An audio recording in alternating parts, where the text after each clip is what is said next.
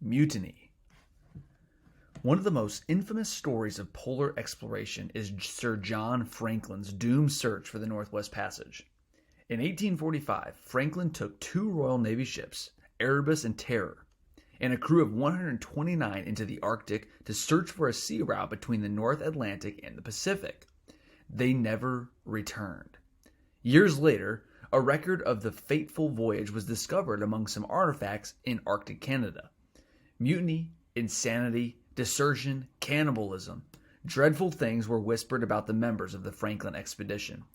More than 40 rescue missions were sent from England, at least 10 of them financed by Lady Franklin, the leader's widow.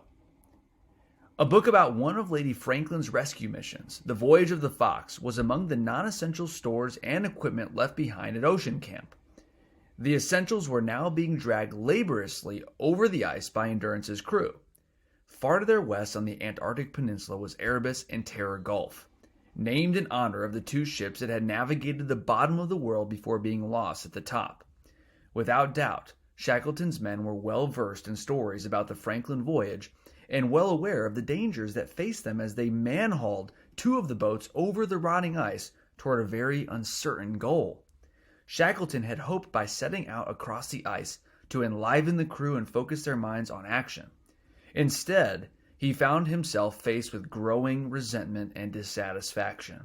Now that Endurance was gone, some of the forecastle hands were grumbling that they were working without pay and were no longer bound to follow Shackleton's orders. In addition, Worsley was constantly fretting about the boats. Shackleton had decided to leave one of them, the Stancomb-Wills, behind at Ocean Camp. But Worsley knew that cramming the whole crew into the James Caird and the Dudley Docker once they reached the open ocean would be difficult, if not impossible. The two boats would ride low and heavy in the water, and maneuvering them would take all their skill. But to drag all three boats? Shackleton knew that was impossible. As it was, the men hauling the Caird and the Docker were sinking up to their knees in slush, and their boots were filling with 7 pounds of freezing water with each step. They marched at night, when the surface of the pack was slightly cooler and harder, but even so, the labor was horrendous. Again, they relayed one boat at a time in quarter-mile stages, trudging back over their own tracks to bring up the second boat. Often, by the time they reached the second boat, they would find the runners of the sledge frozen onto the ice, and they would have to lunge forward 3 or 4 times like exhausted draft horses to snap it free. The dog teams broke the trail as much as possible, but in 3 days they covered only 7 miles. They would certainly have traveled much faster and easier without the boats. But without the boats, they hadn't a chance. They would eventually reach the edge of the pack and have the ocean in front of them. They had to take the boats. On December 27th, Shackleton turned back from breaking trail to find that the men hauling the boats were standing idle. Soaked with sweat and seawater, the crew shuffled their feet in the snow, looking anxious and avoiding Shackleton's eyes. Overhead, a lone petrel circled, watching the scene. Worsley, angry and exasperated, was in a standoff with the mulish, silent McNeish. The carpenter had decided not to take another step. Under naval law, a ship's crew is free of obligation when the ship sinks. Their duties are terminated and their pay ceases. After years at sea, McNeish knew his naval law, and he was convinced that Endurance's ship's articles were canceled. He wasn't going to follow orders from Worsley or Shackleton or anyone else any longer. He had had enough. This was the first threat to Shackleton's command, but it was a potentially disastrous one. Chances for survival were slim at best if they all stayed together, but if the crew broke apart and chose their own courses, their chances would dwindle to nothing. At that moment, nobody was siding with McNeish. After all, staying behind was obviously fatal. But Shackleton knew how close his crew was to falling apart. The forecastle hands, along with McNeish, had begun grumbling about their duties and pay since the ship sank. And some of the university men, who were unused to such a hard life, were so demoralized by the events of the last months that they seemed ready to break down. Once a man sat down on the ice and decided not to continue, it would require force or threats of violence to get him moving again. Shackleton returned to the sledge that carried the ship's crew list. Paper in hand, in a quiet, steady voice, He read the ship's articles, which each man had signed before leaving England.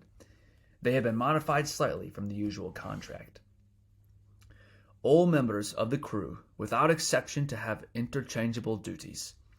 The crew agreed to conduct themselves in an orderly, faithful, honest, and sober manner, and to be at all times diligent in their respective duties, and to be obedient to the lawful commands of the said master, whether on board, in boats, or on shore. Shackleton was the master, and technically they were now on shore. Disobedience to the commands of the master was legally punishable. The ship's articles had not been terminated, and neither had the crew's pay. As the sailors' discontent subsided, Shackleton took McNeish aside and exchanged a few quiet words with him, perhaps reminding him that execution was a legal punishment for mutiny. After a short rest, the men wearily harnessed themselves to the boat once more, and McNeish took his place with the others. The exhausted band of sleds crept over the ice through another night, covering only 2.5 miles.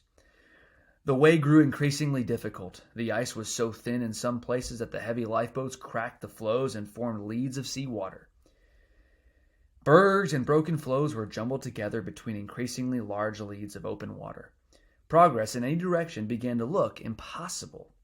The next day, they retreated to a large, old floe that seemed solid, and there they pitched camp, but they soon discovered it was not as secure as they had hoped. They could not go forward. The way back to Ocean Camp was impassable. The ice was too soft to cross, but there was not enough open water to launch the boats. They moved a short distance again, and then one more time. At last, they made a new camp. It appeared that they had abandoned Ocean Camp for no advantage at all. Their new floe was smaller and less stable. They had left behind many of the things they had salvaged from Endurance, including the scrap lumber that had made dry floors for their flimsy canvas tents. They were stuck where they were, and the ice pack was crumbling to pieces beneath them. On December 31st, 1915, Shackleton wrote in his diary, "The last day of the old year. May the new one bring us good fortune, a safe deliverance from this anxious time, and all good things to those who love so far away." If their loved ones so far away could have seen the crew of Endurance, their hearts would have been broken. Nothing could have been more pitiful and hopeless than the 28 men marooned on the rotting ice pack nearly 200 miles from the nearest solid land. They called their new home Patience Camp.